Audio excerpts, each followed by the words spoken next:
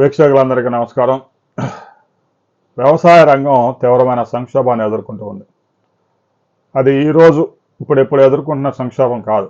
ఆర్థిక సంస్కరణలు మొదలైనప్పటి నుంచి రసాయనాలు, ఈ పురుగు మందులు, ఎరువులు విపరీతంగా వాడడం మొదలుపెట్టినప్పటి నుంచి విత్తనాల ధరలు, కేజీ విత్తనాలు 3 లక్షల రూపాయలు 4 లక్షల రూపాయలకు చేరినప్పటి నుంచి ఎకరాలో మిర్చి సాగు చేయాలంటే 2.5 లక్షలకి ఖర్చు పెరిగినప్పటి నుంచి వ్యవసాయ రంగంలో సంక్షోభం మొదలైంది. ఖర్చులు విపరీతంగా పెరిగిపోతా ఉన్నాయి. ఒక ఎకరా సాగు చేయాలంటే 2.5 లక్షలు అంటే తేడా వస్తే 4 ఎకరాలు వేసిన రైతుకి 10 లక్షల రూపాయలు అప్పు అయింది. ప్రతి సంవత్సరం 3 లక్షల వడ్డీలు పెరిగిపోతా ఉంటాయి. ఇక అప్పును తీర్చడానికి పొలం అమ్మితే తప్ప అప్పులు తీరే పరిస్థితుల్లో. అందువల్ల రైతులు ఏ పంట వేస్తే కనీసం మాకు ఎకరాకు ఒక 20,000 30,000 మిగులుతాయి అని ఎవరినైనా అడుగుతూ ఉంటారు. అర్థం కాని పరిస్థితులు, ఏ పంట వేయాలో తెలియని పరిస్థితి. అదిగో టమాటాకు బాగా రేట్ వచ్చింది అనగానే అందరూ టమాటా, మొక్కజొన్నకు బాగా రేట్ వస్తూ ఉంది అనగానే మొక్కజొన్న, అరటి బాగా ఎకరాకు 3 లక్షలు వస్తుందంటే అరటి. ఏదో అక్కడక్కడ పత్రికల్లో చూడడం, పక్కన ఎవరన్నా ఒక ఎకరా వేస్తే బాగా ఆదాయం వస్తే మిగతా రైతులంతా అదే వేస్తూ ఉంటారు.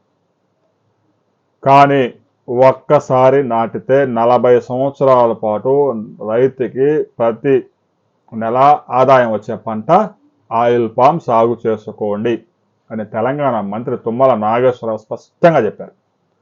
ఎందుకంటే ఆయన కూడా రైతే, 100 ఎకరాల్లో ఆయిల్ పామ్ సాగు చేస్తున్నారు. తెలంగాణలో కేసీఆర్ గవర్నమెంట్ ఉన్నప్పుడు ఒక మంచి నిర్ణయం తీసుకున్నారు.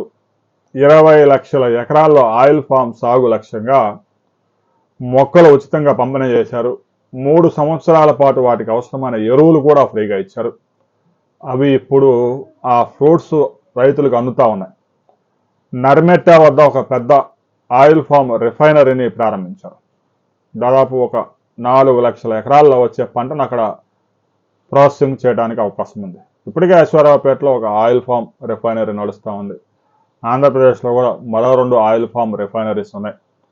తెలంగాణలో మరో 4 రాబోతూ ఉన్నాయి. ఒక్క తెలంగాణలోనే 20 లక్షల ఎకరాల్లో ఆయిల్ ఫామ్ నాటారు. అవి ఫ్రూట్స్ రాబోతూ ఉన్నాయి, ఫలాలు. ఆయిల్ ఫామ్ ధరలు కూడా గత ఏడాదితో పోల్చుకుంటే 12,000 నుంచి టన్ను 20,000 రూపాయలకు చేరింది. 7-8 సంవత్సరాల వయసున్న తోటలు కనుక అయితే ఎకరాకి 8 టన్నులు 10 టన్నులు దిగుబడులు కూడా ఇస్తా ఉన్నాయి. అంటే రైతుకి ఎకరాకి 1,50,000 నుంచి 2 లక్షల ఆదాయం వస్తూ ఉంది. పురుగు మందులు పిచికారీ అవసరం లేదు. ఇక ఎరువులు అంటారా, సేంద్రియ ఎరువులు ఎక్కువగా ఉపయోగించుకోవచ్చు. రసాయన ఎరువులు కూడా కొంత అవసరం అవుతాయి. డ్రిప్ ఇరిగేషన్ ద్వారా కనుక పెట్టుకుంటే నీటిని ఇవ్వడం కూడా చాలా ఈజీ. ఇక మిర్చిలాగా ఎకరానికి 200 మంది 300 మంది కూలీలు సంవత్సరం మొత్తం మీద పట్టే అవకాశం లేదు. ఏదో మెయింటెనెన్స్కి కొద్దిమంది ఉండి కటింగ్ అప్పుడు ఒకళ్ళిద్దరు ఉంటే సరిపోతుంది. చాలా ఈజీ పంట. రైతు సోదరులు, మీ భూమి ఆయిల్ పామ్ సాగు అనువైందా కాదా చూసుకోండి. మీ యొక్క భూమికి 100 కిలోమీటర్ల సమీపంలో ఈ పామ్ ఆయిల్ శుద్ధి చేసే కర్మాగారం వస్తుందా లేదా ఒకసారి చెక్ చేసుకోండి. ఆంధ్రప్రదేశ్ ప్రభుత్వం కూడా ఆయిల్ పామ్ని పెద్ద ఎత్తున ప్రోత్సహించాల్సిన అవసరం ఉంది.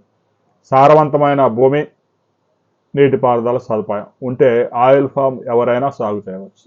అయితే ఆ గెలలు కట్ చేసిన తర్వాత 24 అవర్స్లో ఆ ఇండస్ట్రీకి తరలించాల్సి ఉంటుంది. వాటిని ప్రాసెస్ చేసి ఆయిల్ తీయాలి. కాబట్టి ఆ సౌకర్యం ఉందా లేదా మీరు ఒకసారి పరిశీలించుకోండి. ఆ పంట సాగు మీద ఫోకస్ పెట్టండి.